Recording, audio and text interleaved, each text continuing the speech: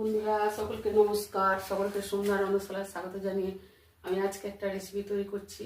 তো আজকে আমি তৈরি করব ফুলকপি, আলু আর ডিমের তরকারি।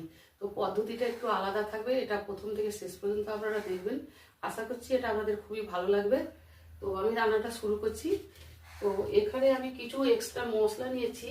এখানে আছে তোমার সাজিরে, মরিচ, কালো মরিচ, আর আছে তোমার ছোট এলাচ, বড় এলাচের অল্প দানা, আর দারচিনি, দুটো লবঙ্গ, আর এক টুকরো জয়িত্রীর ফুল, একটা ছোট্ট পাপড়ি, আর আছে একটু কসৌরি মেথি। এইগুলো বন্ধুরা আমি শুকনো খোলায় নেড়ে একটু গুঁড়ো করে নেবো। বন্ধুরা দারুণ সেন্ট হয় এবং তরকারির স্বাদটাও খুব সুন্দর হয়ে যায়। আপনারা অবশ্যই এটা একবার ট্রাই করবেন। আশা রাখছি আপনাদের খুবই ভালো লাগবে। একই জিনিস বারবার একরকম খেতে ভালো লাগে না। যত মশলা বদল, পদ্ধতি বদল করবেন, স্বাদও বদল হবে। মশলার থেকে একটা সেন্ট বেরোবে। আমি এটা নামিয়ে নেবো। ভালো ভাজার একটা গন্ধ বেরিয়ে এসছে, এটা নামিয়ে রাখছি। ঠান্ডা করে গুঁড়ো করে নেব। সর্ষের তেলে রান্না হবে। তেল দিয়ে দিচ্ছি কড়ায়। 7টা ডিম নিয়েছি, আর এই যে ফুলকপি আর আলু, এগুলো ভেজে তুলে নেবো। প্রথমে ডিমটা ছেড়ে দিচ্ছি। ডিমটা নুন আর হলুদ মাখিয়ে রেখে দিয়েছিলাম সেদ্ধ করে।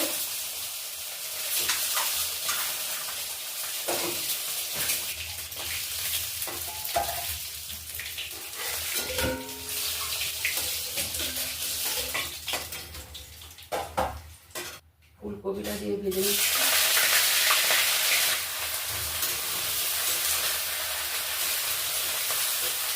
ফুলকপিটা একটু ভালো করে ভেজে নেবো। হয়ে গেছে, তুলে নেবো। একটু হলুদ মাখিয়ে একটু ভেজে নিয়েছি।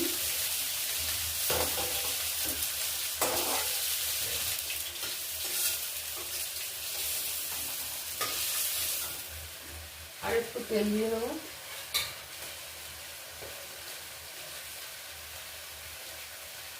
কপির আলুগুলো এবার ভেজে নিচ্ছি।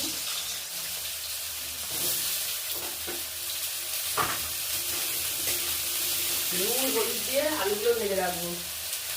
নুনটা গাছ হয়ে গেল।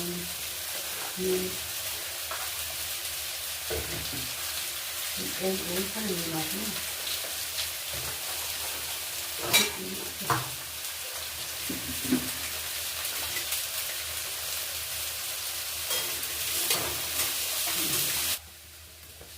আলুগুলো সব ভাজা হয়ে গেছে। আলুটাও তুলে নিচ্ছি।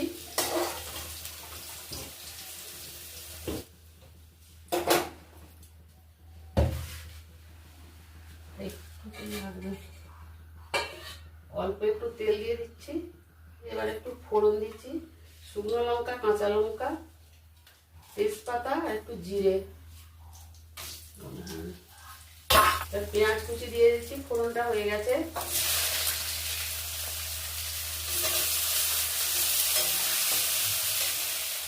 অল্প একটু লবণ দিচ্ছি, পেঁয়াজটা তাড়াতাড়ি নরম হয়ে যাবে।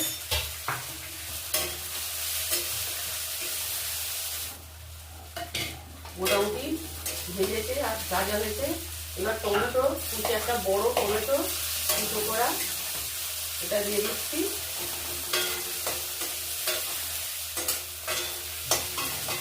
এবার এর মধ্যে আমি আদা বাটা, এইটা হচ্ছে আদা বাটা 2 চামচ, রসুন বাটা আছে 2 চামচ,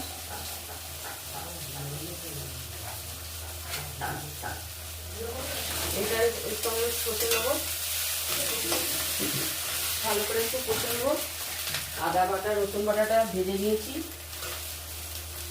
এবার এতে হলুদ গুঁড়ো আর জিরে গুঁড়ো, এই হলুদ গুঁড়ো আর ঝাল লঙ্কার গুঁড়ো দিয়ে দিচ্ছি।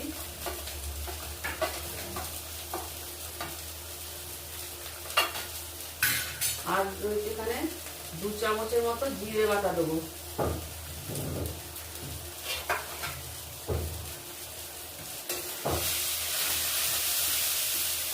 এটাও একটু জল দিয়ে কষে নেব।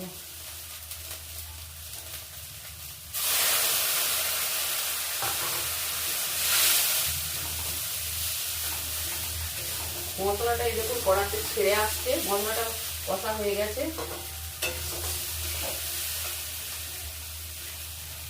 এবারে ভাজা আলুটা দিচ্ছি।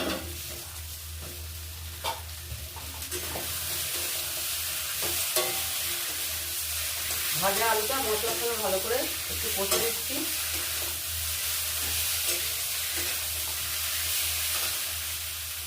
এবার ফুলকপি ভাজাটাও দিয়ে দিচ্ছি।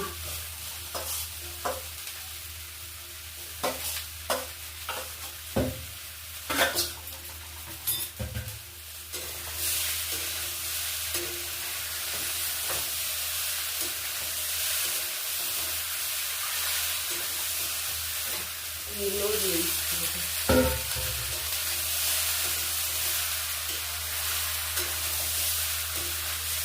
দেখো ভালো করে মশলার সবজির সঙ্গে সব মিশিয়ে দিয়েছি। এবার আমি এখানে একটু গরম জল করে রেখেছি, উষ্ণ গরম জল।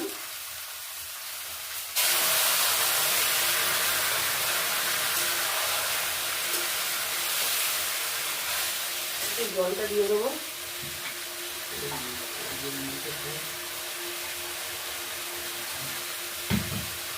খুব বেশি ফুটন্ত জল নয়, উষ্ণ গরম জল।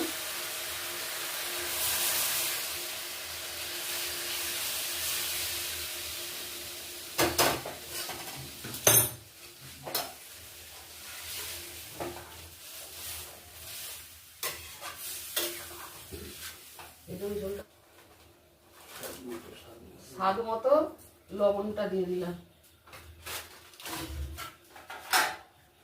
আর একটু ধনে পাতার কুচি।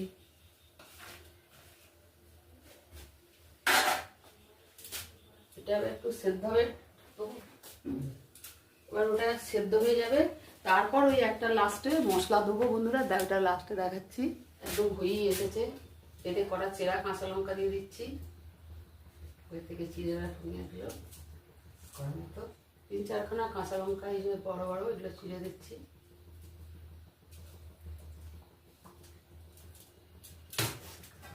তরকারিটা হয়ে গেছে, আলু কপি সব সেদ্ধ হয়ে গেছে।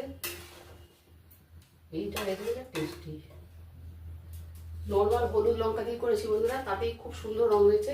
এর থেকে ভালো রং করতে চাইলে আপনারা 2 চামচ কাশ্মীরি লঙ্কা গুঁড়ো দিয়ে দেবেন, তাহলে একদম টকটকে রং হবে। এবারে আমি অল্প একটুখানি চিনি দিচ্ছি বন্ধুরা, আপনাদের স্বাদ মতো আপনারা দিতেও পারেন, ইচ্ছা হলে নাও দিতে পারেন। আমি অল্প কয়েকটা দানা চিনি দিয়ে ছড়িয়ে দিলাম। আর লাস্টে আমার একটা সিক্রেট মশলা, এটা যে বানিয়েছি, এই মশলাটা আমি সবটাই দিয়ে দিলাম। এর মধ্যে কি আছে আগেই আপনাদের জানিয়েছি। এই মশলাটা দিয়ে দিলাম। আমার রান্না কমপ্লিট হয়ে গেল বন্ধুরা। অনুরোধ রইল অবশ্যই আপনারা এটা ট্রাই করবেন, খুব সুন্দর খেতে লাগবে। এক তরকারি দিয়ে আপনাদের ভাত খাওয়া হয়ে যাবে।